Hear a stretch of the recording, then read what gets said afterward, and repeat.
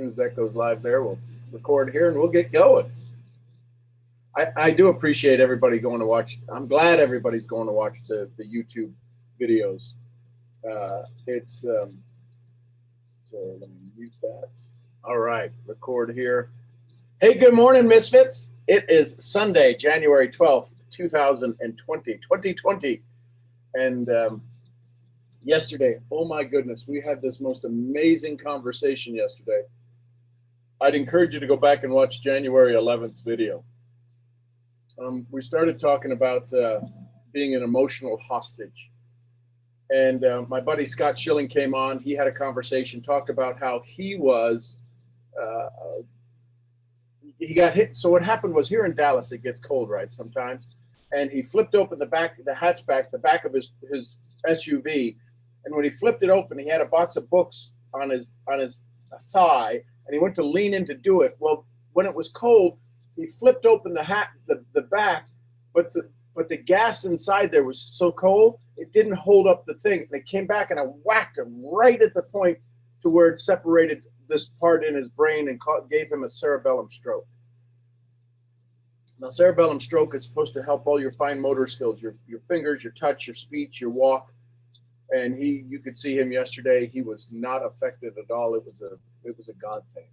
And also had another dear friend of mine, Heather Love, come on. And she shared a story about how she was going to Colombia just for a week. She was going to go to Bogota, Colombia. She was going to go out to the beach, and this guy promised her this just amazing, fun, just relaxing, stress-free week. And she left her 5-year-old baby at home and with family, and all of a sudden, the next day, she wakes up upon landing in Bogota, and she's in a Colombian prison. And she's there for 3 years. So stories of trials of being an emotional hostage yesterday, that was the conversation yesterday. Man, it was amazing. It was absolutely beyond amazing to hear Heather's story, to hear Scott's story of how they came through, how they awakened to their own greatness. So check that video out yesterday. It's there on YouTube. It's yesterday's video, January 11th, for those of you watching the recording later on. Today, make sure you go ahead and send out your 3 messages of love, of joy. Good morning, everybody. Good morning, good morning, good morning. And Ralph and Malika and Chairman Dre and Latoya and Daniela and Monique and 503 Pineapple. I know your first name, but I don't remember it. Please share it with me. Just you can type it in there or say it out loud. Good morning, everybody. There's Neno in the top. Good morning, Neno. Good to have you here, brother. I have some good news for you, Sean. Uh-oh. Go ahead. Let's start off with great news. So before you even tell us any aha or awarenesses, I want to let you know today's one of those days for me, man. And you know what happens when I have one of those, bro. Yeah. I'm buckled. Oh, wait a second. Yeah. You put on the shoulder harnesses. I'm glad these people get to experience. We got 55 people. Ma, tráeme un chin de agua, por favor. I'm glad people get to experience this breakthrough moment I had yesterday because you're part of it too. So I had about 12 page download. And then after I was done with it, I came back to it and had another 4 pages. So it's like total 16 pages. And I want to let you know about this because it started because of you. So let me tell you the aha moment. So okay. I'm ready. Y'all ready? Y'all ready? Let's go. Yeah, let's drop some ones in the chat box if you guys are ready for a Nano aha moment. And I'm sorry I got to take over, Sean, but I have to tell you this. Dude, you know me. When the student's ready, the teacher will appear. I'm sitting back relaxing. Guess what? I get to drink my coffee. This is the first one of 2020, so I haven't had one in 2020. So you see how I always, for some reason, I always get these aha moments after asking, when is my next one coming? So I feel like it was like 2 or 3 days ago, I was on this call and, obviously, you always start off the calls, aha moments and all that. I remember asking myself, when is my next one coming? Like I was wondering, when is my first one of 2020 coming? And yesterday morning, I had a dream with you. And in this dream, It was a very, very vivid dream. And the reason why I knew it was such an important dream was because I remembered almost 90% of it when I woke up. And in this dream, me and you, we were flying over the cliff of an ocean. Like we were flying over and we were flying this ocean. And it's not the first time I had this dream. The first time I had this dream on a cloudy day. I want you to listen to me, Sean, because I want you to help me with this and help me understand what was going on. Got it. Um, so the first time it happened, I was by myself, but it was a cloudy day. It was a very cloudy day the first time it happened. It happened last year. And this year, Sunday morning when I woke up, the only reason I didn't share it yesterday was because, yesterday morning, Saturday morning was because I came on, and I actually came on late, and I saw the lady, she was sharing her story. So I know it was her floor for the day. So I was like, let me just let her have it. I'll share it I'll share it tomorrow. So during this stream, the one I had just recently with you, we were flying over the ocean on a beautiful sunny day, and we were in a car for some reason. In the dream, we were in a car, and we were in a truck, but the truck was a convertible. We were in a truck convertible, and we were flying over the ocean, and we were going somewhere, and we were going to an event that you were throwing. And at this event, it started at around 8 in the morning. And at about lunchtime, you gave us a break, and you told us, make sure you guys are back at 2 o'clock. And in this dream, I got very, very distracted from 12 to about 5, 6 o'clock. And there was a lot happening during this time. And this is the only part of the dream that I really don't remember, because it was so much happening during this dream. Like, I was doing a bunch of things. There was a lot of noise. There was so much happening. And then I remember in the dream having to go back to the event. Like, something clicked, like, oh shit, I gotta go back to the event, Sean's event. And I remember going back to the event, and I couldn't even look you in the face because I was like, Sean told us to be back at 2. I came back at like 6 o'clock, and the event ends at 8. What do I look like? I'm supposed to be leading by example. So yesterday, listen to this, Sean. So yesterday, I have these two individuals that the two ladies, their names is Millie and Chastity. And, they call me up randomly, and they's like, yo, Neno, I'm on such a high frequency, and we want to come see you. We want to take you out to dinner. We have to talk to you. You're the only one that can understand. So I'm like, okay, I haven't talked to these individuals in such a long time. They never called me to come hang out with me. And they meet with me, and long story short, we're talking, and I tell Millie about my dream. And I'm like, yo, Millie, look, I had this dream yesterday. And Millie's someone that's very spiritual. She's connected. She's actually going to the Bob Proctor paradigm shift. And she's going to be, Bob Proctor personally flew her out, flew her and her family out. Her daughter's going to be speaking at the event. She's going to be having dinner with him 3 days. And it's just crazy. So she's already on that, like, spiritual awakening stuff. And when I was with her, she felt my energy shift. She was like, Neno, what's wrong? I was with her at dinner, and, we were happy, we were lit, we were having the game. And out of nowhere, my energy shifted. And she noticed it. And it kind of blew my mind that she noticed my energy shift. And that's when I knew I had to share my dream with her, because I was like, how did she notice that? Like, that's the only things that I noticed. I noticed my energy shift. And when I told her the dream, and I told her this, I was telling her the exact same dream I just explained to you. She told me that that's the way my life has been going the last few days, the last few weeks. She said, if you were focused, if you were doing everything right in the dream, you would have made it to the event at 2 o'clock. But since you're distracted and you have so much going on in your mind during the day, that's what happened. You came back at 6 o'clock. And I noticed that because I wrote that in my journal the other day. I was like, yo, I have a tendency of when I stop, when I take a break, like you gave us that break, I have a tendency of going into this moment where I'm distracted. A lot is going on. A lot of ideas are flowing. And then just like at the event, how I felt guilty for getting there late, It's the same way I feel after I catch myself like, bro, I just spent 3-4 hours doing a bunch of nothing. So what she was explaining to me, and I actually got it written down. Give me a chance to read it here. Um, Give me one sec right here.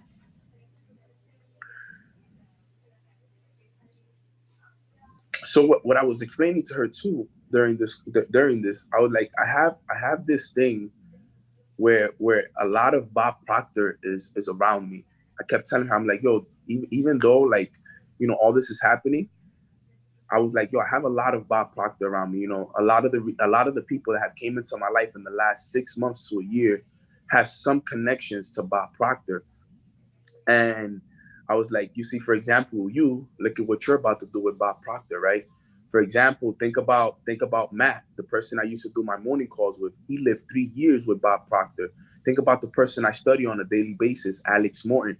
He's always with Bob Proctor. Think about Sean. Sean has a connection to Bob Proctor because he used to get personal mentorship from Bob Proctor. So I was explaining to her, I was like, yo, all roles that had happened to me in the last 6 months lead back to Bob Proctor. And what she told me was Bob Proctor is having a mindset. Exactly what she told me. She said, within my company, Bob Proctor is having a mindset section. He's going to have his own section.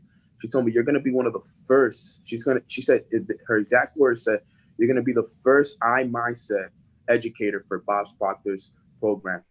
Remember, I told you that you will be the first because of the impact that you're making, but you're taking it for granted.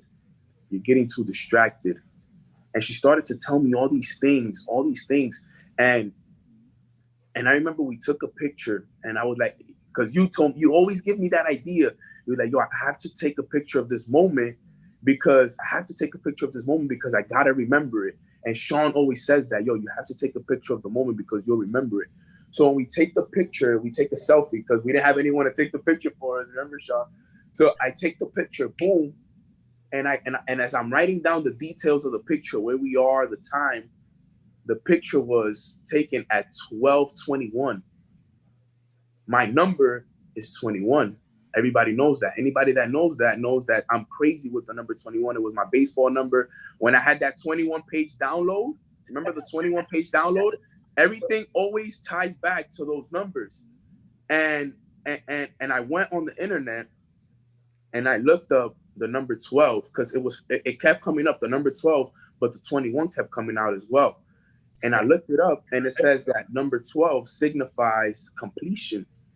And that this week I learned something about the 1, 2, and 3 harmony, right? So this week I was talking a lot about it was a lesson that I learned on asking it is given.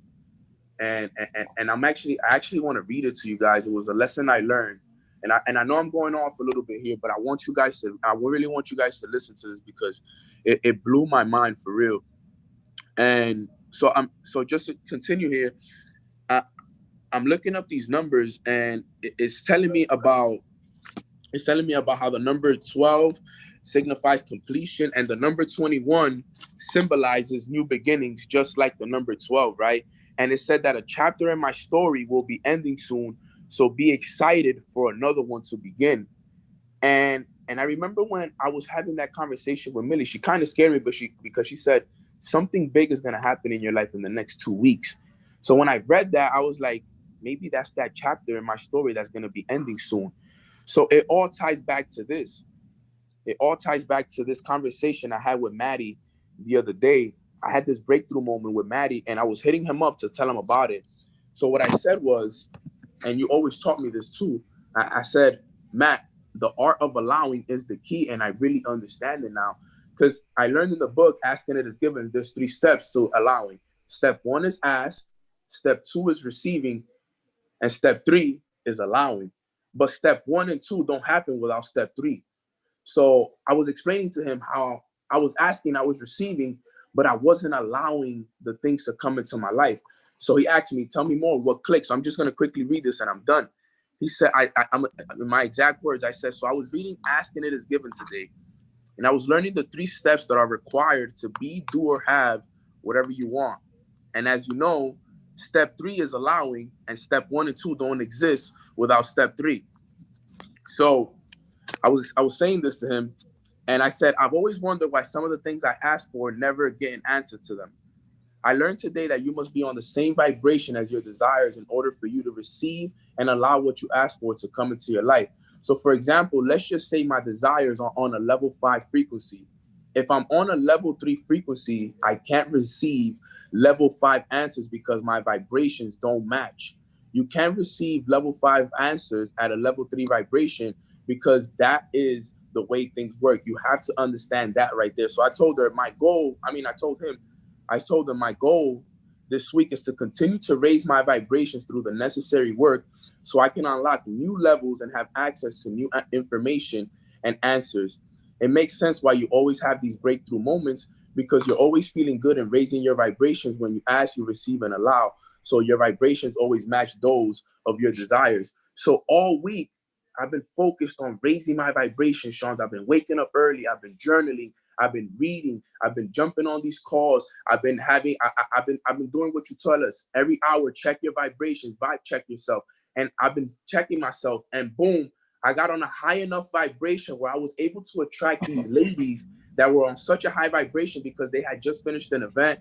They came to me and they gave me all the answers that I was looking for, Sean. So exactly what I learned this week about raising my vibrations to a high enough frequency where I can attract the people, the situations, and the circumstances for me to get the answers that I've been looking for. That's exactly what happened this week. And it all happened and it all tied in with the dream. It all made sense. And it's just crazy to me how those things happen. And I'm like mind blown because it all made sense.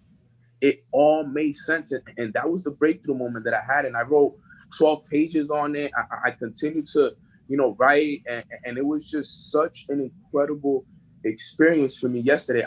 And there's so much more that, that happened during this. We were with Melissa, and Melissa kept talking about raccoons, and she was able to attract the raccoon to come to the situation that we were in. So the universe was aligned with us. Melissa had this thing where she kept seeing a raccoon, but we kept seeing a cat. I was like, yo, Melissa, that's a cat. That's not a raccoon. Sis, you tripping. Relax. She's like, no, Neno, it's a raccoon. Well, at the end of the day, the raccoon actually appeared in the exact same location that we were at. She attracted it because she believed it. She believed it. And there was just so many things happening, Sean. You have no idea. And it was just such an incredible experience. And I'm glad I get to share it on this morning. I know we got 78 people, and I'm glad people get to hear this. But I want to hear your take on it because it was such a vivid dream. It was such a real moment in my life. And it's something that I'll remember forever because, it created an experience for me that I will never forget. Like you always say, you want to create that experience for other people, but that experience was created for me yesterday. And it was just one of those moments. Yeah, I saw it in color, Latoya. I vividly, as I'm talking to you guys, I can still see the dream in my mind as I'm talking to you guys. And I can still remember the exact moment, how it happened yesterday, everything. It was just so wild. So I wanted to share that with you, Sean, because, I usually don't share aha moments because I don't have them every day like you, but when I have them, they're big. So what do you think about that, Sean? So one of the things I learned very early on is I don't get paid to think. Listen carefully. I get paid to feel. So I'll tell you what I'm feeling. First of all, this is you in a moment, and this happens for everybody. It's when we start doing less, we can do more. When you woke up and you were meditating, and when you woke up and you were journaling, you were doing less. Part of your distraction when you were supposed to come back for the meeting at 2 and you didn't get back till 5, you were doing more. You didn't have to go do more to be able to accept more. Does that make sense? You just gave right now, you gave a download. You came back from La Jolla and you did a 21-page download. You just talked about this. Folks, this is the power of journaling. If you're not in sync with dumping your brain, if you're worrying about trying to keep it all organized, you can't. It's impossible. Jim Rohn said, a dull pencil is better than a sharp mind. So the key is to understand that when we work on this, the funny thing is we have to, I'm just going to mute you there for a second, Neno. So here's the funny how this all works out, right? Coincidence. A dear friend of mine, Kelly Calabrese, calls them Godcidences. Here's the presentation I was going to share today, and we may get to it, we may not. But what's the name of the presentation? Surrender. What does it mean to surrender? See, Neno, you surrendered to something higher than you. We can all do this. We all do this. Surrender doesn't mean we're giving up. It means we have no answers for what's about to happen. It's the essence of do less to become more. In doing less, in living the dream, you weren't running a marathon while you were living the dream. You weren't doing anything other than sitting quietly and letting your subconscious guide you, letting your subconscious awaken you to this new idea, to this thing that you've been going to the next level. See, when we think of surrender, we think we've lost the battle. See, the battle that we need to lose is the old story. The old story is the battle that your brain is fighting to keep, your mind is fighting to keep. Joe Dispenza says that your mind is the archive of everything that's ever happened to you. Shad Helmstetter says everything that's ever been said to you, anything you ever say has been recorded in your brain. That which you repeat on a regular basis becomes permanent. What you just did, Neno, is you created your new story. And you needed confirmation. You needed 2 people in one meeting, ergo 12, 2 people in one meeting to show up and give you the story, to give you the proof, to confirm that your surrender makes you a champion. Some of your lives, and this happens to all of us, but some of you on this call, because of your race, because of your history, because of your heritage, listen, life is tough, life is mean, and some of you have lived experiences that I will never know. We're just calling it straight the way it is. Not saying it's right or wrong, makes you stronger, makes me weaker, makes me stronger, makes you weaker. It is how it's happened. The question is how do you respond to you being profiled? How do you respond to you being considered that you're not good enough, that you're not the right color? All of this to say is that when we finally surrender to the old story that has been wired into us, you can have a dream like this that just happened. And then the universe says, if you're not going to pay attention to these little subtleties, who's ever heard that phrase, the lesson will continue, the pain will continue till the lesson is learned? I'm sure I heard of that. Sorry. There's probably some kind of Bible quote or something, some kind of something spiritual. The lesson will the pain will continue till the lesson is learned. So what Neno has been going through since June of last year, when we had a conversation, we met, and I was blessed to have him fall into my life. We've had this conversation. One of us was always ready. And in the moments when we let go,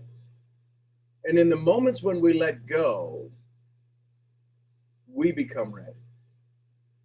How many of us are constantly, man, I'm ready. But that number 3, what was number 3 in the 3 things of allowing?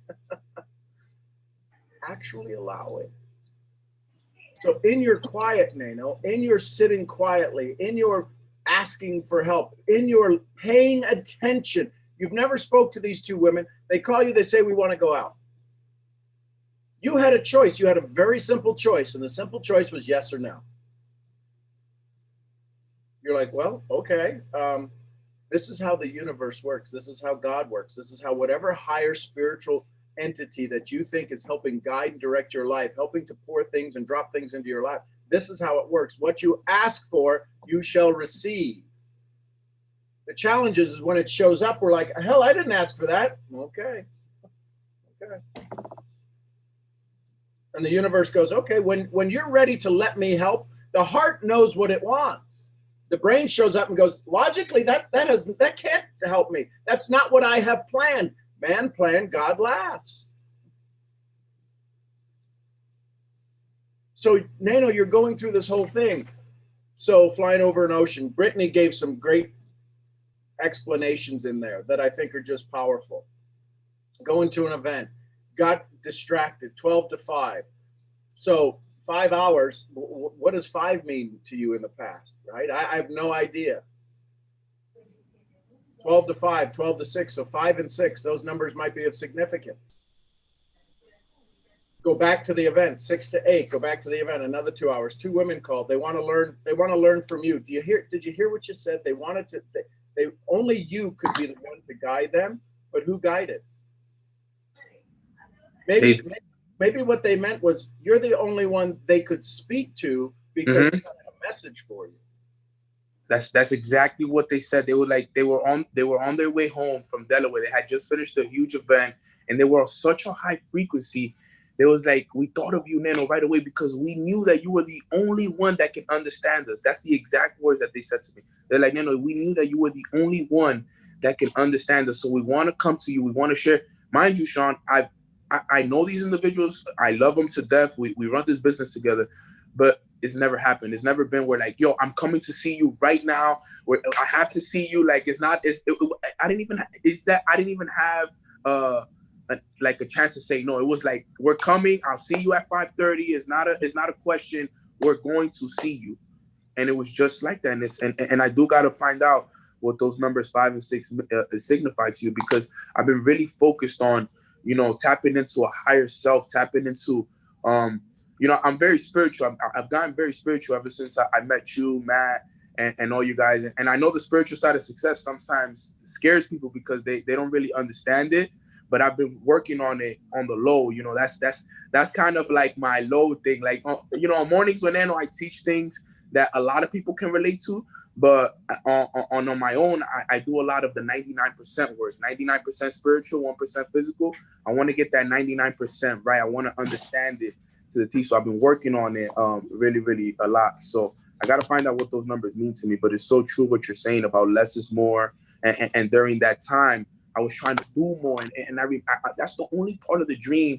And that's the only part I don't like to say regret. But I remember waking up and telling myself, journal this moment right away. And I forgot to journal it. If I would have journaled it the moment I woke up, I would have remembered what happened during that time that I was distracted. It was a lot, though. It was like crazy stuff, too. Like I was running and there was like crimes happening around me. It was a bunch of stuff. It was crazy. I remember that. But, man, it was such a breakthrough moment. And I feel different. I feel my energy is like lifted. I feel on a different vibration frequency. Everything feels incredibly different right now for me. Like I woke up at 9:21. No alarm, Sean. No alarm. I swear on everything. I wake up, boom, 9:21, and I'm like, January 12th, and it's like, what's going on, and it just shows me the alignment that I have with the universe and everything and what's going on right now. And it makes me feel so good. And like later we're gonna get a picture taken. We're gonna get our auras and it's just crazy. So I want to share that with you. I thank you that I have this beautiful platform. People here. Is that guy sleeping on the call? But it's just, I'm grateful that I get to have a platform where I could come share this and people can hear me and you can give me your take on, what you thought about everything, because wow, it's been crazy. And this week, I'm gonna just talk about a lot of, what has happened to me and just my awarenesses. And I'm just ready for it. And she told me, she told me this, she told me, Neno, your problem is you're working hard, and then you fall off. And then you come back and you're working hard, and then you fall off. And then you come back and she's like, you got to focus on one Nano. And she told me the exact same thing that you just told me. She said, you got to get rid of one. She said, you have to bury one and stick with one. And that's the story, Sean. That's the story that she's talking about right there. The same story that you just told me right now, that you have to surrender from the old story. I'm in this new story, but I have a tendency of going back to the old story. The distractions, the things that throw me off, the old thoughts, the stuff. And then I come back and then boom, boom, boom, boom. But then I also have a tendency of, when I go back to my old story, I have a tendency of feeling guilty about it. Like, why why do I keep going back to that? You know, why am I still, why is this still happening to me? You know, and then I come back and it's like a fight, and it's like one punch, another one, and and sometimes I win, sometimes it wins, and it's back and forth, and that's where my not my confusion is, but that's where the whole thing comes back to, and that's why I'm so grateful, and I'm glad I get to share this with everyone on this call and people that know me. For the ones that didn't, they'll never get to experience this moment because it's something that will never happen again. But I want people to see that, you know, even though Neno, Chairman 10, Mornings with Neno, 500 plus people, there's still things that, you know, trying to figure out myself, that I'm working on figuring out myself. And I'm grateful that you guys get to experience this. And I'm grateful that Sean has experienced every single one of my aha moments, because ever since I met him, I've had, I think, about 4 really, really good ones. 4 really, really good ones. I have little breakthrough moments, but then there's those ones that, you know, it's just, whoa, I have to share it. I have to be on Mornings and then in the morning. I mean, I have to be on Sean's call in the morning. So, no, that's what I had to share, Sean. So thank you so much for letting me share that. Let's take it to a baseball analogy. Have you ever stolen a base? Yeah. So what did you have to do? I had to run straight to the bag. Right, but while the pitcher was getting ready, what were you doing over at first? I was taking the lead. All of these are your leads. When are you going to steal second? Because when you steal second, here's the challenge. Here's the story you're going through. Your team is happy. How's the other team feel?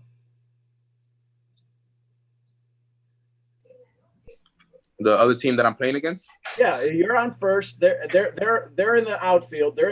They're out, and you're up to bat. Your team's up to bat. You steal second. How's the team on the field feel? Feel bad? Yeah, they feel bad. So in business, you're going through that right now. You're feeling bad that your people aren't keeping up with you. I agree. So go steal second, buddy. Your only concern is for those that want to be on the winning team. You can't worry about what the team at bat's doing. You can't worry about what self-doubt is doing, what fear is doing, what the common enemy out there of lack is doing. Have you ever stolen second to third? Yep. Now that's not why does everybody know about first to second? Most people don't know about second to third. What has to be set up for second to third for you to steal? Does somebody have to be going to first? Mm-hmm.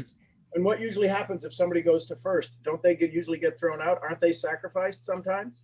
Yep, they move the runner over. They move the runner over. You're moving, buddy. So somebody's going to get sacrificed. It's the old story. But in this business, in this world that we think of being sacrificed, it's like, well, I don't want to do that in business. I want everybody to win. Somebody's going to have to get out. Wow. That's so crazy. Now, here's a tough one. Have you ever stolen third to home? Never. That's where you're at right now. You're on third base getting ready to run home. And it's I don't know feeling. But you stole first to second. You stole second to third. Why is second to home? Why is third to home so difficult? Because it's actually going to show up on the freaking scoreboard. That's so crazy. I hope everybody understands that. I hope people really understand that. Well, they may not, because they don't understand the baseball analogy. They understand it, but only you have lived it. I lived this, so I know exactly how it feels. And here's the challenge. Did you hit a home run? No, you hit a single. You went from single, and then you didn't even hit the ball. You stole second. You stole success away from the competition. But all of your team is champion. And tell me this: does the crowd act differently if you're at home and you do that, or if you're at their home? Are they excited you stole second? If you're at the away, you're the away team. No, they're not excited. So how many people are the away team right now in your life? How many of the quote haters that show up on social media? How many of the people are the away team in your business? There's some people who are on your team are part of the away team. But if you were at the home team right now, see, you're in the home team right now. You've got 85 people who are sitting in the dugout with you right now on this call. And we're all pretty what? Excited. We're like, go, man, go, go. We want you to get home. Guess who's going to run out of the dugout to see you at home plate when you steal home? It ain't going to be the away team's bench. And here's the reality. It's the bottom of the ninth, 2 outs. Somebody's up to bat. They hit a single, and you're the team that has to, if you score one more run, you win the game. The person who hits the single drives you home, you win the game. They still only got a single. But you win the game. You're the champion. They don't think about the person who hit the single. Does that make sense? That makes perfect sense. I love how you tied it to baseball, because that's the only way that was the best way that you can explain that, because I feel baseball. I love baseball. I grew up playing baseball, and the analogy is so perfect. How you just said, I got to go. I just got to go. I got to go. I got to stop worrying about what the away team, how they're going to feel, how anybody's going to feel. I just got to go. I got to take the lead, and I got to go. Now, you ready to take it to the next level? Yeah. You're the manager of the team. How many people do you want to teach how to steal base? That's where you're at right now. So there's 2 things that are happening. Sometimes you're on the field. Sometimes you're the manager with the hat and the chew in your cheek, yelling and cussing and screaming. You got to decide. You got to decide who's the pitch hitter. Sometimes you got to take somebody off that just hit the first, and can't you change out somebody at first base, right? The pitch runner. Pinch runner, yeah. Yeah. So all of a sudden you're doing this. Sometimes when you're playing defense, right, you're out in the field, you've got to swap out the pitchers. You've got to make sure that people are in the right spot. Would you put somebody who's brilliant at first base? You could put him at shortstop. But would you put the shortstop at first base? No, everybody's got their own special position. Everybody has a unique talent. We're trying to get everybody to hit the ball out of the park. Sometimes we need people to hit a fly out so we can advance the game. The ladies who showed up in your life yesterday, what did they get? They went out of their way. They were already exhausted. They were already set, but they said, we're going to go sacrifice our time, because somehow we need to share a message with you. So they helped you get to second base. They may be out. They're gone. I don't even know. Do you know if they're on this call? No, they fell asleep really late last night. Yeah, that's okay. So they're out of the game. They're in recovery. They're on the reserve list. But because they're not on this call, does that stop you from moving to second base? No. This is about doing less and becoming more. This is about paying attention to the subtleties. I'm going to go back. I'm going to throw this slide up. This is about the topic that came to me in meditation this morning. What's that say? Surrender. We were in alignment. I had to hear this. Cease resistance to an enemy or an opponent and submit to their authorities. This idea, you're submitting to the opponent. The opponent was success. For you to submit to its authority was to let go and go, okay, guide me. All right, so Neno, let's go back to baseball. How many times has the third base coach or the first base coach done all of that little hand stuff, right? And you could read it, understand it, and it told you what you were supposed to do.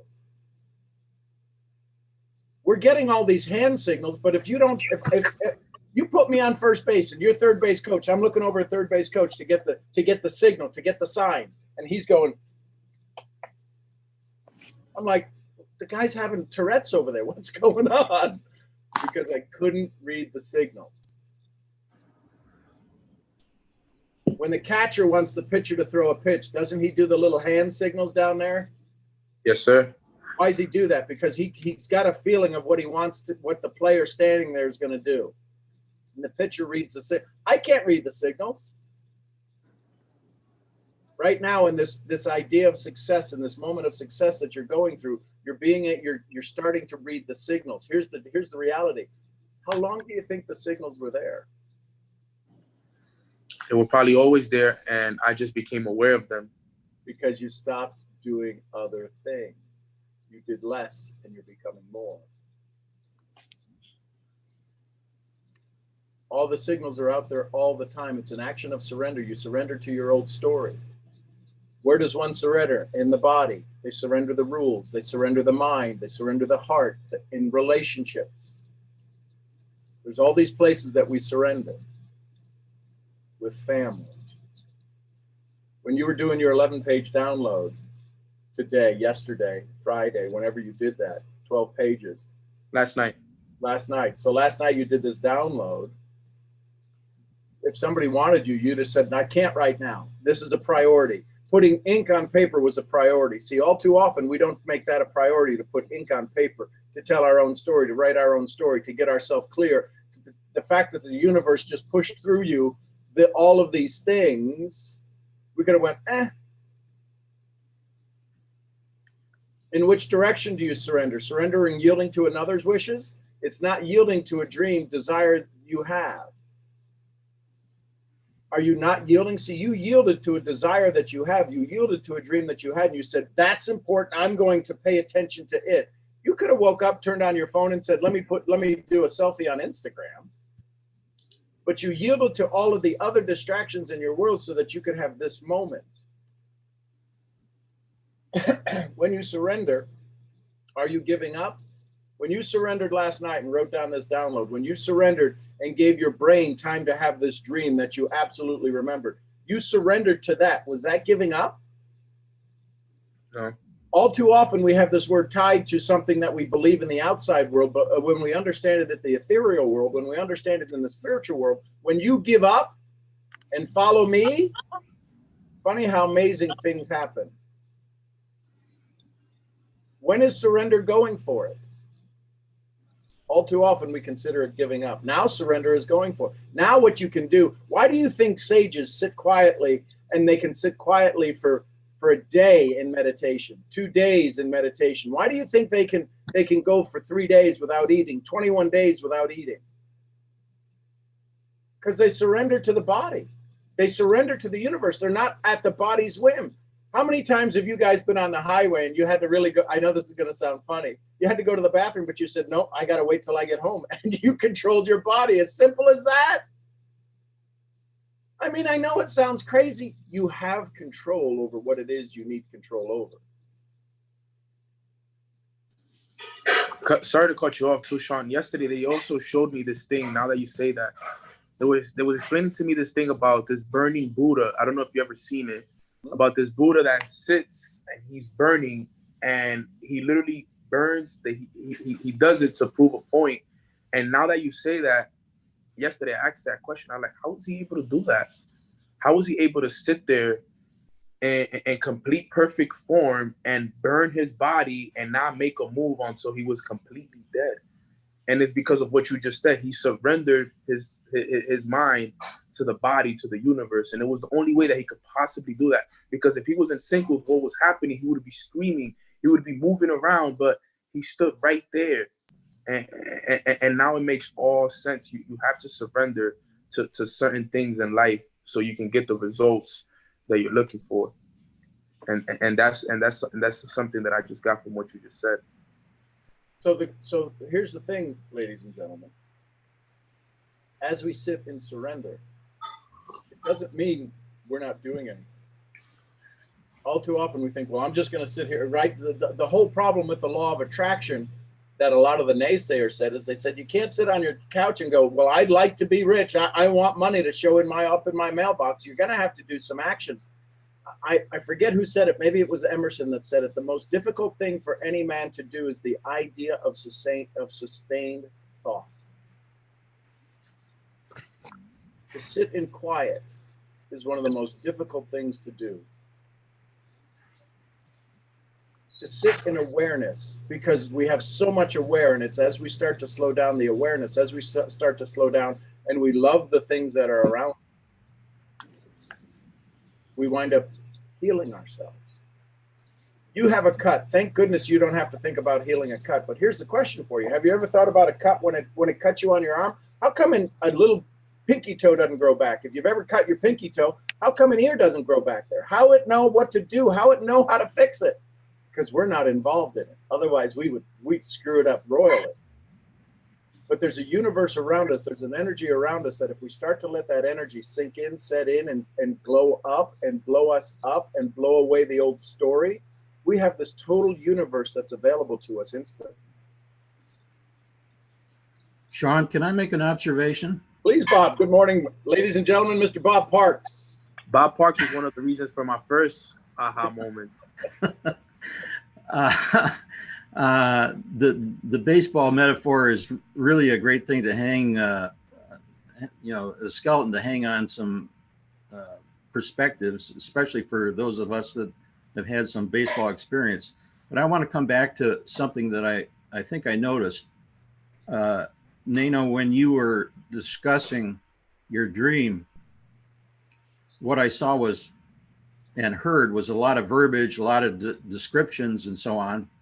But the one thing that was missing, to my mind, I could be wrong, but I didn't catch you describing how you felt as you were coming out of that dream. You were very busy, as I understand it, and correct me if I'm wrong, but you were very busy noting down the details of who said what and where and how and all that kind of stuff. But if our dreams are represent the mind's effort to straighten things out while we're not bombarding ourselves with more during the night, I think paying attention to the feeling or feelings that occur just as you're moving into the waking state can tell you an awful lot about what's really going on other than consciously. What it can describe, refer to problems that you've encountered, or challenges or exciting things that you've been trying to digest from the day before.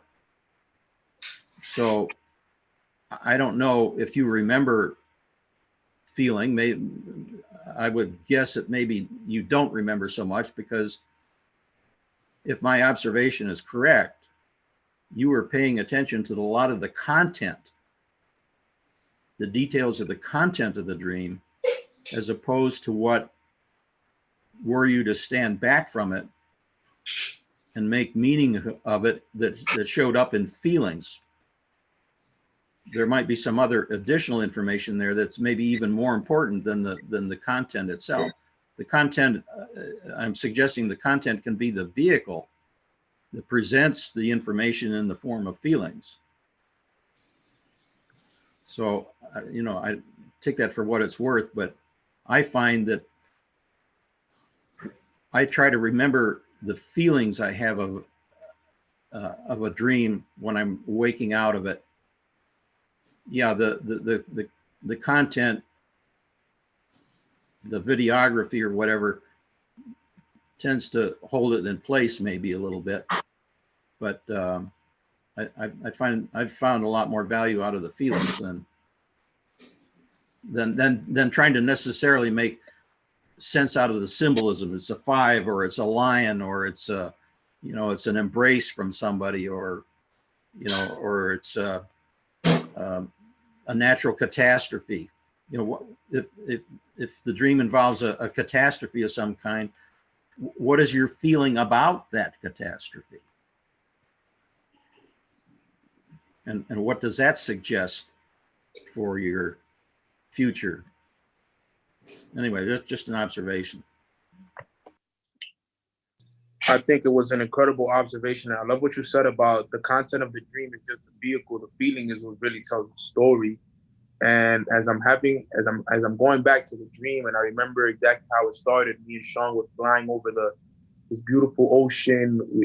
I could see the cliffs, and it was like the exact same moment that I had before, but this time I was with Sean. And during that time, we were such full of blissfulness. We were so happy. We were glee. And it was just so an amazing feeling while I was there. I can picture it right now. And then I remember getting to the event, and then it was focused mode, taking notes with Sean. And then during the distraction, during that time from 12 to 5 or 6 o'clock, around that time, this is the time that I was feeling down. This is the time that I was distracted. I was trying to figure out a bunch of things that were happening around me. Everything was fast. Everything was noisy. And that's kind of the feeling that stuck with me coming out of the dream, because even coming out of the dream, remember, I go back to the event in the dream, and now I feel guilty because I was supposed to be back at 2, but I showed up 3, 4 hours later than what I was supposed to. So coming out of the dream, that's how I felt. That's how I felt. And I kind of felt bad. I was like, wow, like, how was I gone for that long? Like, how was I able to get distracted to the point where I missed 3 to 4 hours out of such an important event that Sean took me to? Because in the dream, remember, Sean is taking me to the event. We're on our way to the event. Everything was perfect. And then the event just towards the end of the dream, I just started to feel like that. And I remember waking up and I was like, I was trying to put everything together. I was trying to put everything. Why Sean? Why the ocean again? Why was I distracted for so long? And not that I felt bad. I was actually happy that I had the dream, because very few dreams I have, I remember them. But this one, it was so vivid in my mind, Bob.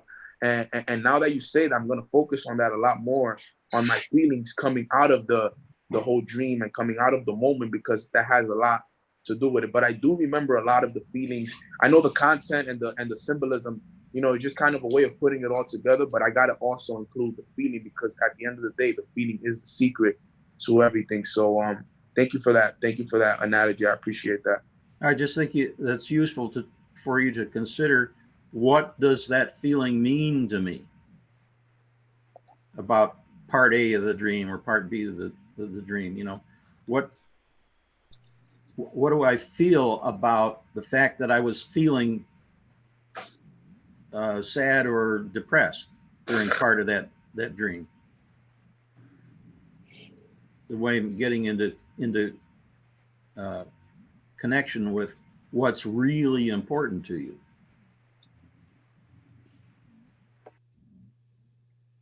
Like that. So Neno, there was different feelings during the dream. I got a question for you, Neno. What's up? So this dream happened when? It happened Friday. Yeah, Friday night going into Saturday morning. Okay. So the feelings in the dream are absolutely critical. Here's my question to you. What were you doing before you went to sleep? I went out. We went to grab it was my little brother's last day here. He was going back to college, so we went and grabbed some drinks. And that was about it. We went and grabbed some drinks and we came home. He had to take the first flight out of Newark. He left and I just fell asleep. So what did you see when you were out? If you were to go back and review this story, there's something that triggered all of this to happen when you were out. There was this one guy. He noticed me and I didn't notice him for a while, and he came up to me and he started praising like what I did. He was like, yo, you're one of the few individuals from this neighborhood that has actually done something for himself.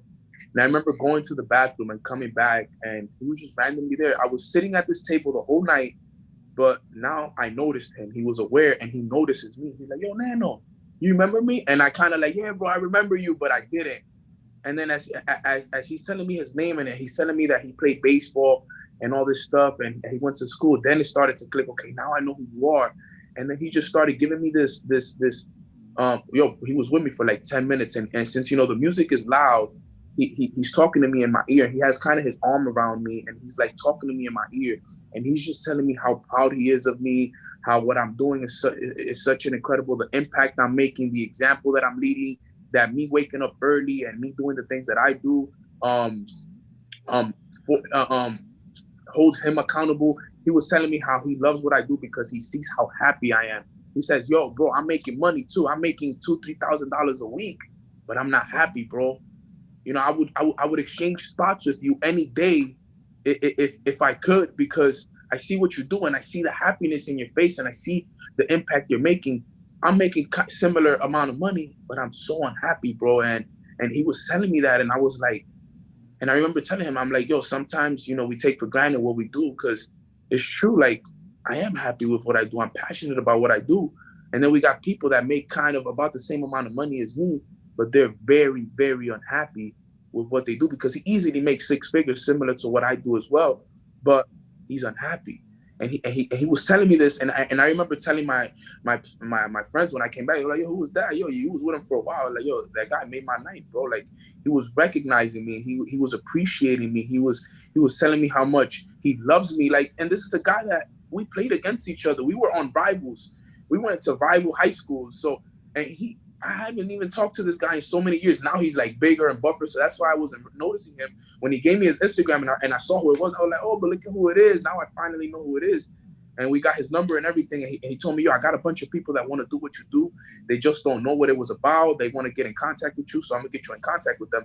But I remember him making my night. And that's kind of what stuck with me throughout the whole night. And I'm not sure if that was what caused the dream. Well, but it was definitely something that it was the highlight of my night. So think about it.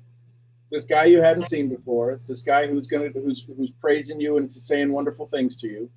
What happened in a line at the last day of May and June at the ANMP? I met you. Didn't somebody walk up to you that absolutely poured into you? And then you didn't know who he was either till you saw me walk across the stage? Mm-hmm. All of these stories relate. That's how I know it's not the dream that's the thing. It's you got to go back to what triggered the dream. That's why I asked you what happened going out before the dream, before you went out, and you just told us the story of how this all got triggered. Yep. That suggests to me that the dream might be an effort to resolve a little bit of guilt. That, gee, why, what is it about me that I deserve to have such luck? I can make money and be happy too. That's where we were going. Absolutely. I know. I know you know that. That's why I'm glad you jumped in.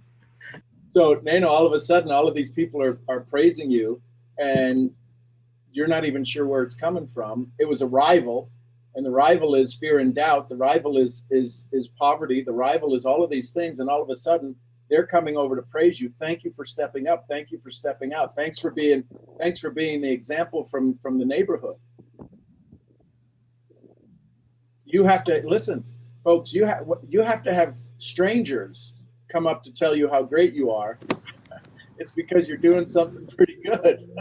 People are watching. So crazy. It blows my mind, honestly. Just going back to everything that's fire.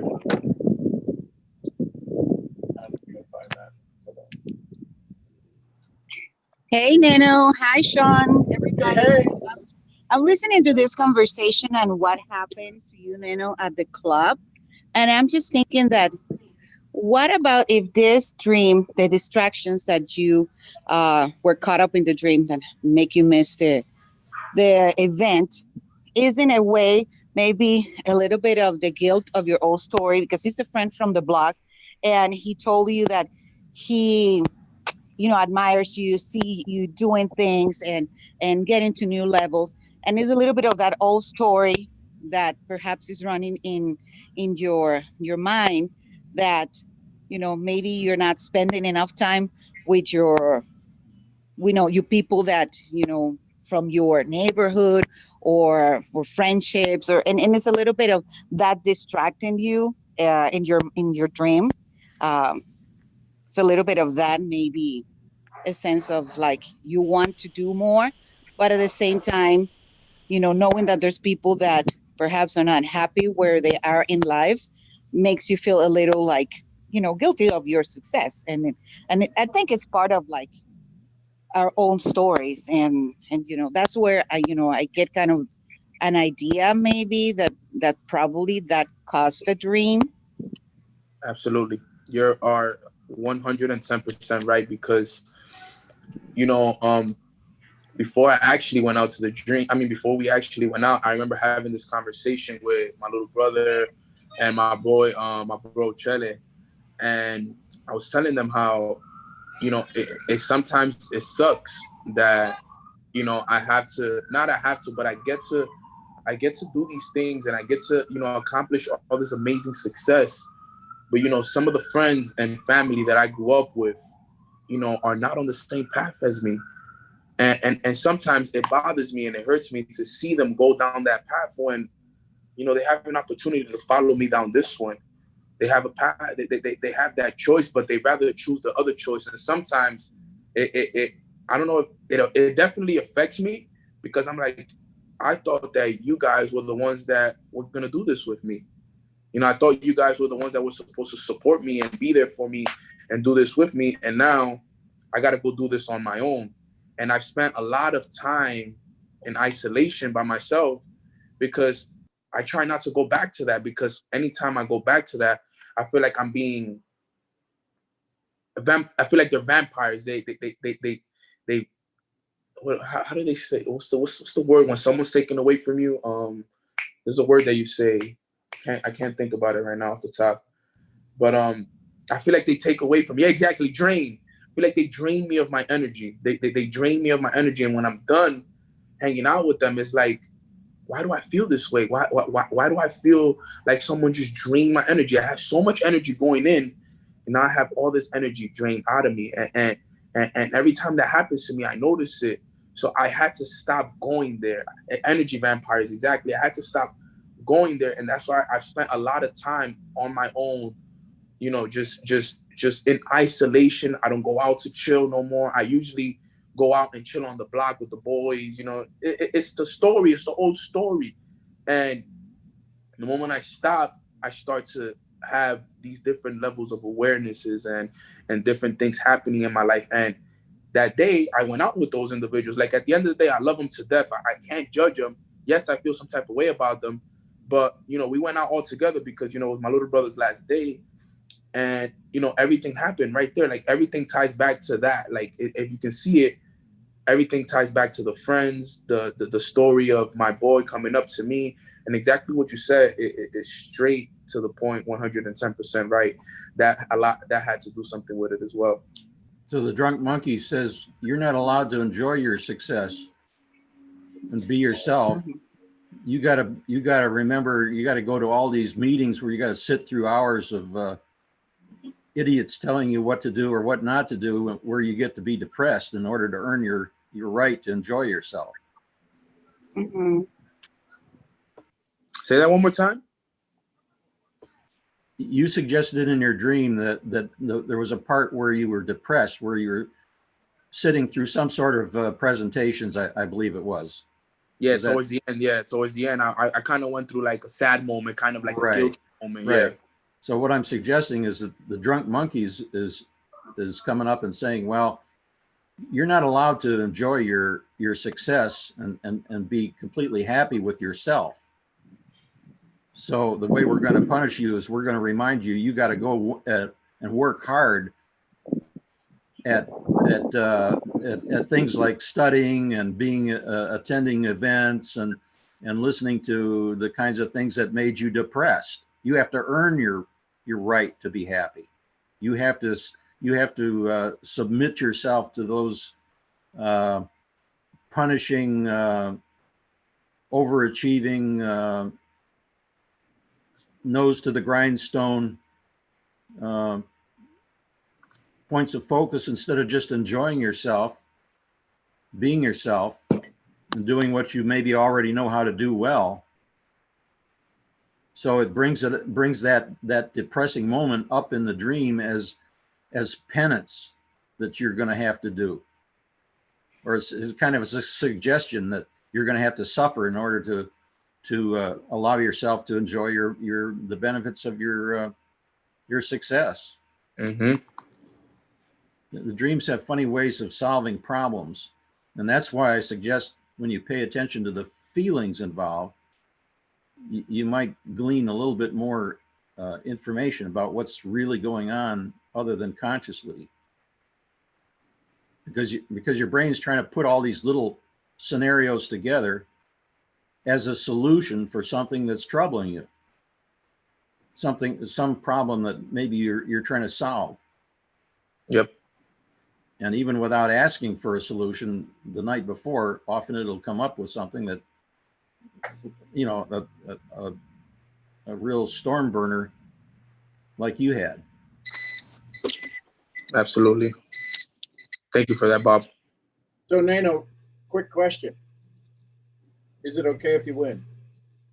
Yes. Is it okay if you do it sooner than everybody around you? Yes. Can we see it on your face? Yeah. Scott Schilling would say, "Do you know how to smile? You should tell your face."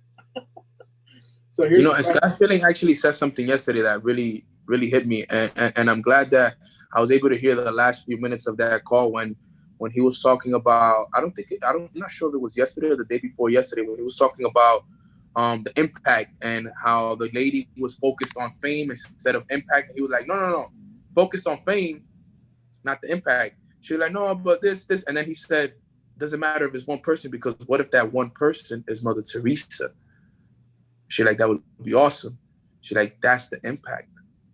Yep. And a lot of the times we focus so much on all this other things, but what if that one person you impact, like he said, is that Mother Teresa that goes and impacts billions of people? So that stuck with me throughout the day too, as well. That thought that he said, I was like, wow. And when I was having this moment with the ladies last night, that idea came back to me, and it was like pierced in my mind. Like it's like my calling, the impact. And I was also telling the people stories about, Heather's and stuff like that, how powerful she was. But it's just this is crazy how everything happens and it all ties and aligns. So would you consider yourself a good student? Yes. So if you're supposed to be a good student and mentors pour into you, coaches pour into you, people pour into you, your job is to take the information and do what with it? Take longer to achieve the success they're telling you, or to do it faster, to do it better than they do? Do it faster. So aren't you doing it faster than some of us? Yes. So it goes back to the story of Bob going, well, wait a minute, your heritage, your culture says this isn't supposed to happen for you. The old story of we're not those kind of people. The guy coming up to you in the club going, man, I'm so glad to see you doing that. Other people would want to do that. Well, other people, well, you know what? All they got to do is ask. All they have to do is show up. Part of you says, now I got to go find all those people. Just keep going. You're this light. People are coming to the light. Sometimes do you think the sun is going to complain today? The sun's going to come up and it's going to go through a debate going, listen, there's some mean people on the planet. Should I give them sun? The sun's just going to go be the sun. There's somebody who's planting seeds today that needs the sun. Sun's not going to go, well, I can't, if I don't give it to the bad people, the good people won't get it. No, the sun's just going to be the sun. Just go be Neno. And that's the hardest thing. That's the hardest thing. So go back to the feeling. When you were sitting there with the women, get that feeling, get that state, because that's the law of energy. That's the law of attraction. So we can go back and we can relive the old story. And if we relive the old story in the highest state of energy in this moment, the only thing that's happening is the energy at this moment. Now, how we get to that highest energy is irregardless. If we have to fib that we're living the old story now, see, that's the whole thing. The brain doesn't know the difference between whether it's the old story, the current story, or a future story. This is why they say when you set your goals, make sure you get the smells, the taste, the feeling, the sound, all of that stuff, so you can get all of your energies, all of your emotions, all of your senses involved. You've had a breakthrough. And in this breakthrough, the whole thing is to realize that you can't stay on first base anymore.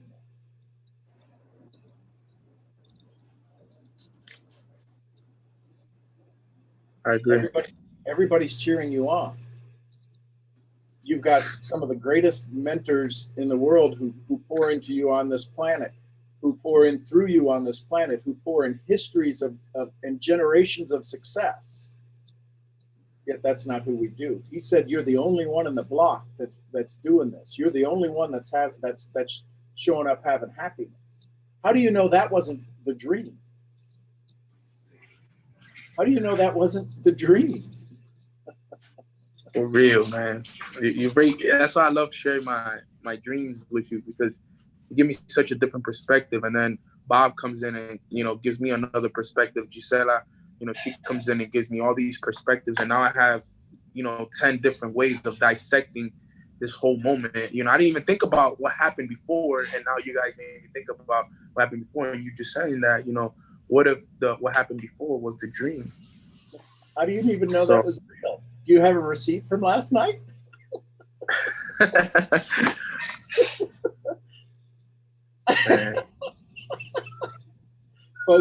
what you're witnessing right now, first of all, throw up some hearts or whatever y'all throw up for Neno, because this is what being vulnerable is about. We were by the water too, Sean. Everything always happens to me by the water. Remember, my first breakthrough was on the beach. Yep. Yep. And this time, and it's funny because listen to this. This is gonna blow your mind. I'm sitting there, and they come to visit me here. We're at this bar by my house. The ladies, when they come, and they're telling me, yo, let's chill here for free. Let's grab some food, and then let's go do something. And in my mind, I'm thinking, I want to take them to somewhere by the water. I love being by the water. I love it. Yeah, I plan on moving to the beach sometime in the future by the water, or because I know there's some kind of resemblance with me and the water. It's just crazy. And I remember having this thought of me taking these ladies by the water, and 15 seconds later, my friend Chastity, she told me, Neno, yo, why don't we just go by the water, bro? Why don't we just go get a spot by the water and we go have a conversation? She felt my energy. She felt my frequency. And it was so wild because when she did that, I was like, yo, bro, like I literally just thought about that 15 seconds ago. 15 seconds ago, I thought about it. Look, she's here on the call. She got on. CEO Chastity, that's her. She was on the call. I mean, she was telling me, and I'm like, it's crazy that you know that. It's crazy. It's so crazy that you felt that energy that I just got. The thought that went through my mind, you just literally said it back to me. And that's when I knew that we were in sync. That's when I knew that something special was going to happen last night, because we were all in sync. Like I told you, Millie, the other girl, Millie, she noticed my energy switch while we were at the bar. She was like, Neno, what happened to you right there? And I was like in shock. I was like, what do you mean? She's like, yo, I felt your energy go off. Like it completely switched from where it was. And I'm like, how did you notice that? And I'm like, she was like, I just know. And I'm like, and she said that, she like, you gotta, she told me that at the end of the night, she like, you gotta stop having these energy waves. Sometimes you're up and then sometimes you get caught in these thoughts and you go back down. You go, and that's what it was. I got back to the old story, and it happens to me throughout the day. One time I'm the new story, boom, boom, boom, boom, and then I have these thoughts sometimes where I drift back to the old story, and that's when she felt the energy shift, because she felt the new story when she walked in. I was happy, I was great, and then at one point I just got caught thinking about something, and she felt the energy shift go back to the old story, and she checked me right away. She was like, yo, what's good with you, bro? Are you okay? Everything okay? You need to talk? I'm like, nah, I'm good. But it blew my mind that she felt it, because she was the only one. Actually, both CEO Chastity and Millie were the only ones to feel it, but it was because we were so in sync. We were on that frequency together, us three. It was us three in the frequency. Melissa and Crystal just happened to be around it. They just happened to be around the moment, so they kind of got to experience the moment. But in reality, the syncness and the alignment was between us three, because they called me. They wanted to tell me about it. They knew that I was the only one that can understand them, and they came to me. So it's just I love this whole thing. I'm sorry I'm going off like this. So what are you gonna notice the next time that happens to be the trigger to pop into the new stories? Are you going to see, feel, or hear, or say to yourself that's going to be the trigger that, whoops, I'm going back in the old stories. Time to get out of those. Go back to the new. That's kind of what I need. If I'm being honest, that's kind of what I need help with, is kind of identifying when I have those energy switches. And then stop and think about what's your experience when that happens. What happens first? What happens next? You see an image? Do you have a feeling? Do you hear some music? Do you feel a rumble under your feet? Do you tell yourself something? What actually is the trigger that lets you know we're back in old story time? And then take that, whatever that trigger is, when you fully define it, identify it, take it out into the future to those imaginary times when you know you're going to encounter it again, and notice how you can pop right back into the present time and your present story, the useful stories, or your future stories. Mm-hmm. You can program yourself to do that out into the future. The trick is to notice what is the trigger. How do I know the drunk monkey's raising his hand again, or whatever it is that's popping out of your past? I'm gonna definitely. That's one thing I'm gonna focus on this week, Sean. I mean, Bob, is the trigger. What's that trigger? And I'm gonna be a lot more aware of it now because of the moment and the experience I just had. And I'm glad I did, because I feel like now I can really notice it. And now it's like I'm aware of it now. Like Sean said earlier, the signals were always there. I wasn't just aware of them, and now I feel like I feel like I reached, not feel, but I know I reached a different level of consciousness and a different level of awareness, where now I'm going to be aware of what you're telling me right there, Bob, which is the triggers that are causing me to fall in and out of the old and new story.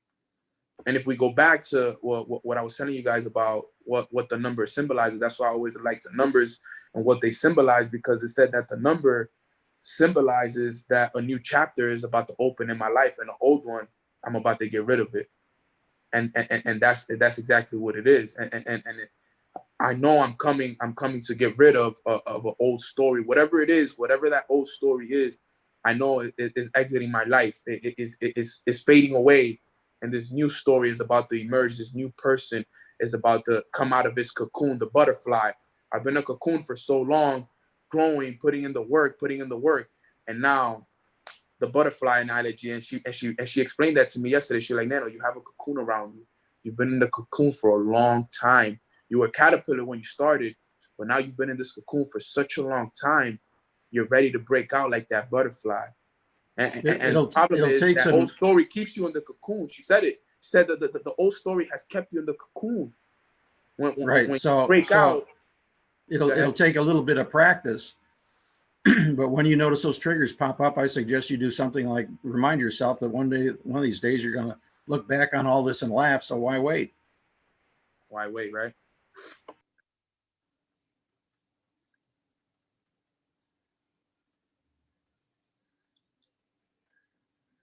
So part of this, Neno, is you're giving yourself a chance to go review. And Wendy, I'm going to get to you here in just a second. So I'm going to get you to, you raised your hand. So Wendy, hang on just a second. So Neno, you're doing a lot of activity right now. You're getting a lot of busy work to get doing, right? Looking for the triggers, looking for this. Ask yourself as you start in this process, is this a distraction? Do you really need to know any of this? I'm not saying you don't, but start to become aware of, do you really need, is this really important? Or is this going to take you back into the old story? And if the answer is no, I really need to understand this to get to the next level, then go figure out, see how it works as a building block. Or is it a speed bump? Is it a block that you can put into this structure, this foundation you're calling your new awareness? Or is it a speed bump to keep you from getting to the construction site? That's all. Because your energy is pretty strong. We can all be manipulated to help you slow down. Or we can all be manipulated to help you speed up. My whole point to all of this is you were out with 5 people, 3 people, 2 other people you resonated with. That's a phenomenon called neural resonance. Your brain frequencies were in the same. Your heart frequencies were in the same. That's called neural resonance. Neural resonance. My point is this, ladies and gentlemen, what we've talked about here, what we've heard this whole morning is how do we get in sync with those around us? How many of you are ever in sync with your prospect? How many of you can ever walk down to that place of fear, that place of doubt? You're sitting there in such a high frequency that they can't even connect with you.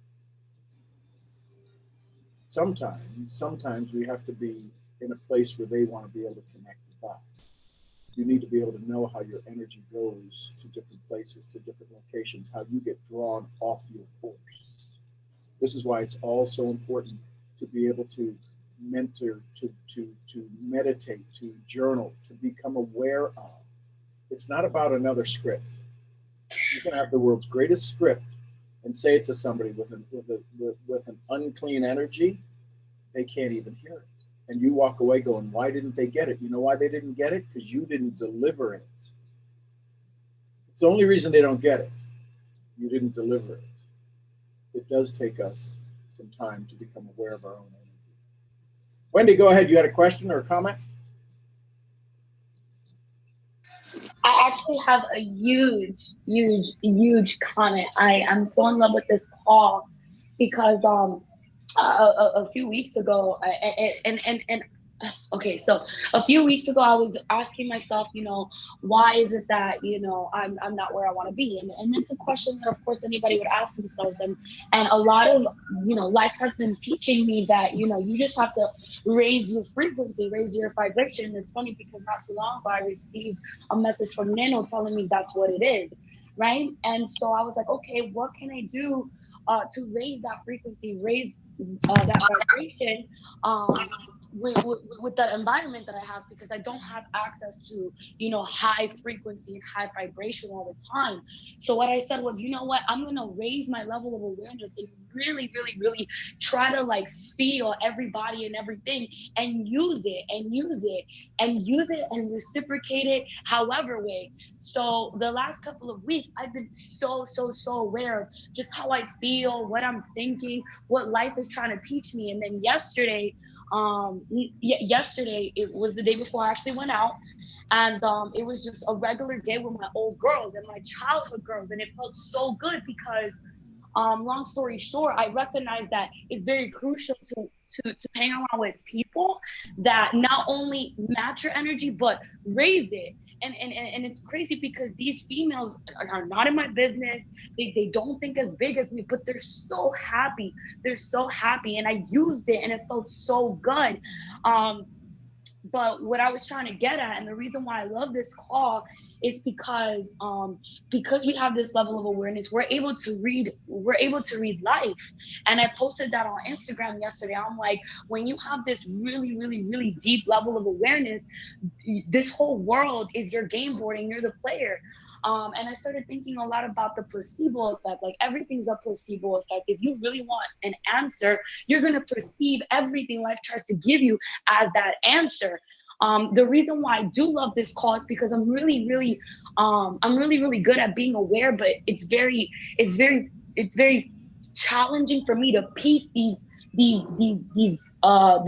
present moments as the answer. Where Neno just said, Neno, like you gave a huge example of how aware you are of these present moments, but you pieced it so well together where you're just like, I know it's coming, it's certain, where I'm at a level where I'm so aware of all these present moments, but what are you trying to tell me? I know it feels good, I know I'm aligned, but what am I supposed to grasp? So I think that this call is so awesome. And I've been really, really, really doing well. Just reading my energy, because again, like I'm trying to feed off of high energy so I can raise it at a consistent basis. Mind you, I work all the time. Like I'm actually on a 93-hour shift right now. So you can only understand, like, how much high vibration I'm around. Not too much, but I'm trying to, I feel the customers, my guests, high energy when they're actually in a good mood. I see guests that like are super romantic, and I feel the love. I see a family with a lot of tension, and I'm just trying to feel everything and use the right type of energy to raise mine. And so, Nano, you were saying, I just need to be aware more of my feelings. And so the answer to that's been helping with me is I live in the present moment so much, because I read The Power of Now, and The Power of Now has resonated with me in a way that normal books do not do to me. On top of that, I'm reading this book right now called The Art of Communication, and how you communicate with yourself is very important. And it says one of the most powerful ways to communicate yourself is live in the present moment and live in a moment of silence. So a lot of people are walking, but they don't understand that they're walking. They forget that they're living. They forget that they're breathing. So sometimes I have that check where I'm like, Wendy, you're breathing. you're breathing. So I breathe in, I breathe out, and then I'm living in the present moment. And I'm like, okay, now living in the present moment, what type of energy do you feel? How do you feel? How are you going to reciprocate this energy? Is it calm right now? Is it hype right now? Is it fast right now? And I use it, and I think that's something that you can literally take advantage of. It's just learning how to be in the present moment. Because learning how to be in the present moment does multiple things. It raises your awareness level. It, first of all, it puts you in a state of gratitude because you're like, wow, like I'm living right now. And third off, like it really tells you and really makes you look inside and be like, how am I feeling? How am I feeling? How are my organs functioning? Like, how's my heart rate? And all of those things are so beautiful to feel. And mind you, like, it's crazy because I be living in the present moment sometimes, and we're in the middle of a rush at my restaurant. Like, everybody's going crazy. The line cook is going crazy. There's no dishwasher. And then sometimes I'm here walking with dishes, and I'm like, I'm walking. It's fast. I feel it. It's nice. People are happy. The music is good. Vibration is well. And then I use it, and I'm like, oh shit, chairman season. You feel me? Like, it's like that. And I wanted to express that because I admire how you're able to get these present moments and piece it together and get an answer. Where I'm right now at a point where I acknowledge all these present moments and these feelings, but I cannot yet still have found the answer. But I wanted to hop on here and express that because ain't nobody around me can understand the things that I say when I say it. But now you guys being on this call and talking this at this high level, I'm able to just like vomit on you guys about everything and share with you how I live in the present moment and what keeps me aware of my feelings and my emotions, where it's very important for you to also acknowledge that, Neno.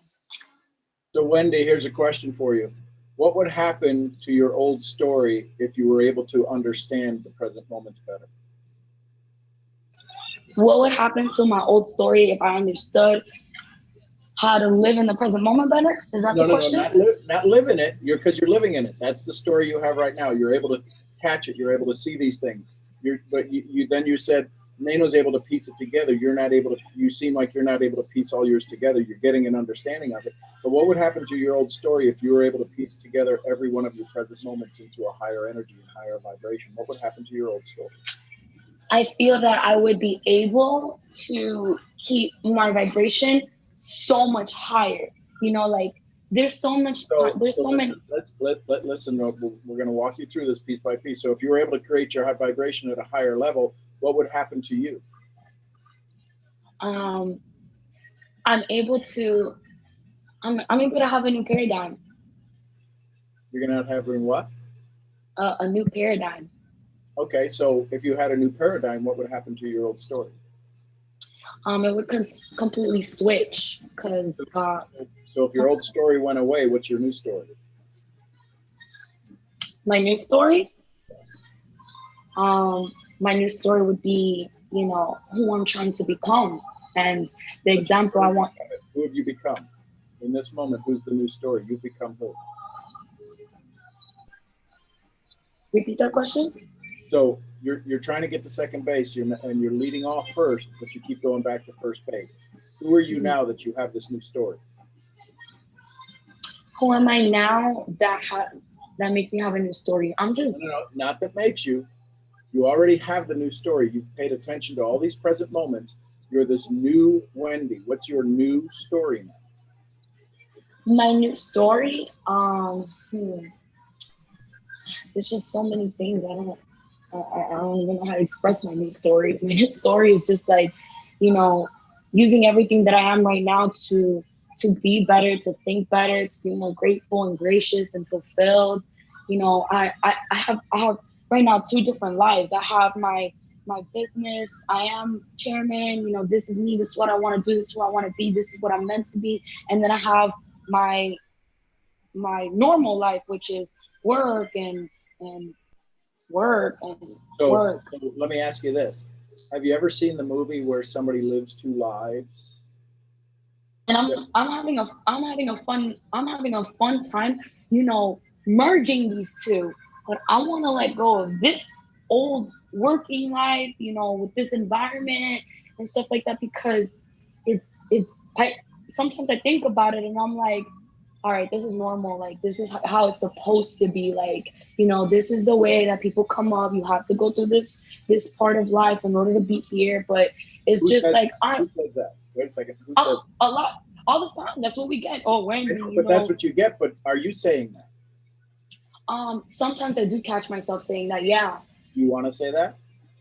I don't want to say that. When I say that, I'm like, no, Wendy, like, you're gonna have a quantum leap. What's popping? What's good? Like, and then, you know, and I hate saying this, but reality tells me, yo, chill. Like, this is where you're at. Like, just live through it. Just keep grinding it out. You know, you're gonna get what you want. But then my higher self doesn't want to accept it. I'm like, no, I don't. I love my job and everything, but I want more room to experience more new things, new moments, new people, new wisdom. Like, I put in a lot of effort trying to like live in the present moment and trying to get all these vibrations, and where versus somebody who has that environment and has that lifestyle, it doesn't take too much effort because they just, you know, subconsciously feel it, and they're just like, wow, this feels great. I just got a nugget. And you know, like, for a very long time, I'm here like, how can I transition that fully? And the 2 years of this entrepreneurship, I've been trying to figure that out. Like, Sean, I quit my Wendy, job. do me a favor. Wendy, do me a Yeah. favor. Yes. Take a big breath. Sorry, I'm so passionate. You have no idea. Stop. Like, Stop. okay. Stop. You keep talking while I'm talking. I need you to hear this. Take a big breath. Take another big breath. Slow down. In this moment, what do you feel? I'm really grateful. I'm really grateful that I have this amount of energy. I'm really grateful that, you know, I find this really fun, just trying to piece everything together and growing. And I'm really happy that, you know, I found what I really like at a very, very, very young stage in my life. You know, people take years to find out things that they're aligned with, and I found it now. And it's just so euphoric that I'm here like, okay, Wendy, like, once you figure this out, it's done. And so when you ask me that, I'm like, wow, like, you have a lot of energy right now, and it feels really good. So I'm grateful. So I'm going to encourage you to slow down. The universe keeps dropping things. The universe is listening to you, and it's dropping things left and right, and you're absolutely just, you're blowing by them. You're driving your car at 80 miles an hour with the door open, telling success to get in, and it can't get in. Imagine if you were waiting, if I was coming to pick you up and I drive by you on 5th Street at 80 miles an hour with my door open, and I go, Wendy, get in! Why doesn't she want to get in? I'm going to ask you for the next minute to count your breaths. I'm literally doing that right now. So every time you exhale, add your number. So this I is, thought I'd be talking fast. You be going really, really fast. this is number 2. So I need you to count your breaths out loud for me.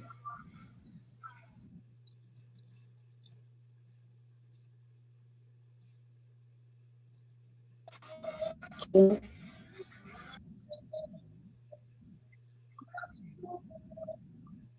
3,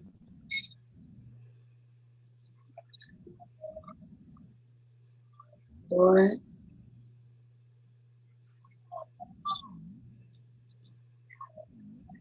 5. I think my breath is calling. I'm here in the bathroom. I'm in the bathroom breathing. It's so funny that I'm doing this on the call with you guys. I love you guys. Okay, like, Listen, stop for just a second. yeah. If I were to give you $1 million to count your breaths to 60, you just lost it. Yeah, I understand. Because distraction. So all of this to say, all of these present moments you're having, you're just barely even experiencing it. So I'm gonna, because we could go spend another 4 hours on this. What I'm going to suggest to you, do you journal every day? I do. Okay, journal more. Can I add a suggestion to that, Sean? Please, Bob. To shorten this, another $1 million value that you might pick up from this is while you're journaling and breathing slowly and slowing down, you consider two words when you think about your future. How specifically? Slow down and think about how you want your future. How specifically do you want it? And I'll leave it with that.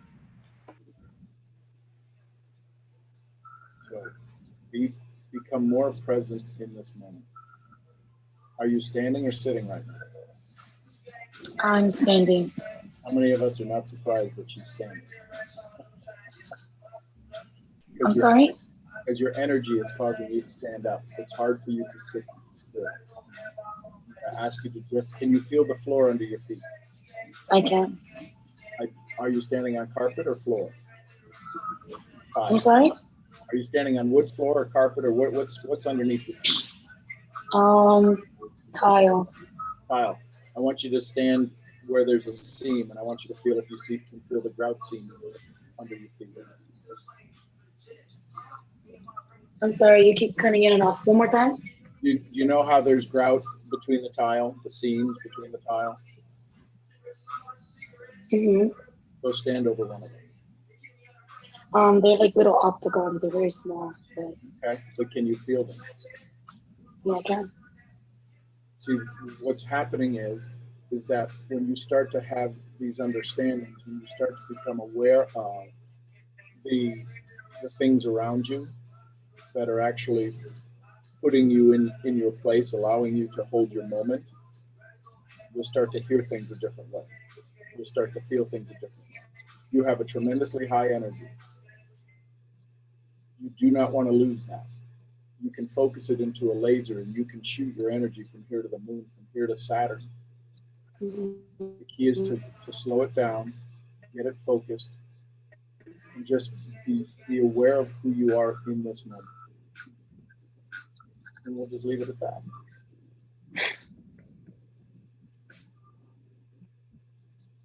How do you feel right now?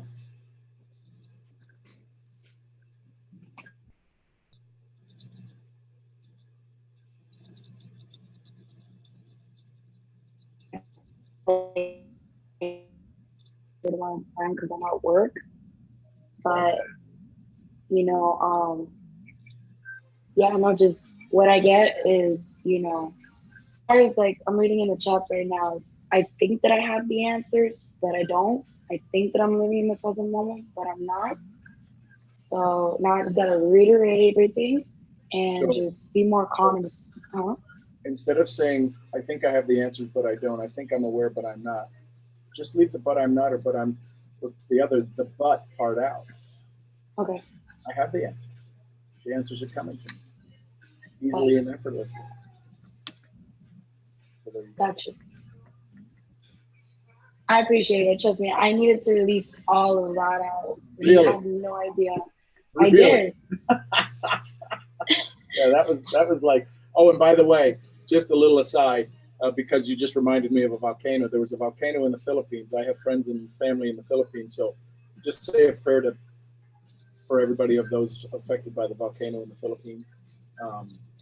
I've got some people who work for me over there and some people who are on my team over there. So and if you know anybody, but just for the good of the universe, send some prayers to those people affected by the ash outfall of the volcano that happened in the Philippines. That's just another thought. But you are this volcano of tremendous energy, and people are drawn to you just because of that, Wendy. So here's what you're going to be able to do. You're going to be able to allow that energy, people to flow into your energy without losing any, and being able to give to them because you have an unlimited source. And what's going to happen is that the next level for you is going to be an even higher vibration of unlimited source, and it's absolutely going to be a calming effect. That's what I love about it. There we go, folks. Just an amazing conversation. Thanks, Neno. Thanks, Bob. Thanks, everybody who participated. Tomorrow morning, back at 6:30 a.m. Tomorrow morning, back at 6:30 a.m. I'm betting we have another amazing call. I want to say thanks to all of the 80-plus people who are on here, the 60 who are still here. You're just amazing. We appreciate you. I love you. My energy for you. You just fill me up unbelievably. Thanks for being a part of this. And here's why it's so important to always be on every call. Yesterday we had Mr. Scott Schilling and Heather Love, who told stories about just trial and just absolutely overcoming. Today we had Neno, who showed up. Listen, if you pay attention to the moment, these calls are always absolutely special. And you'll be happy to say I was there instead of saying I wish I had. So in the words of Jim Rohn, a little bit of you goes with me today, and for that I'm grateful, and a little bit of me goes with you. I hope that helps and brings you some value. I'm Sean Murphy, founder of Mental Profits. I'll see y'all where? At the next event. Y'all say bye to each other. Bye, everyone. Everyone have a blessed day. Enjoy Have a your great day, Sunday. everyone. Love you all. Sean. Have a great day, everyone. Love you, Have a family. blessed day. Y'all have a great day. Love you all. It's 11:11. Everybody make a wish. There you Hell go. yeah. Grand risings, my people. Grand risings. Vibrate higher. Bye, everybody. Love you guys. Bye.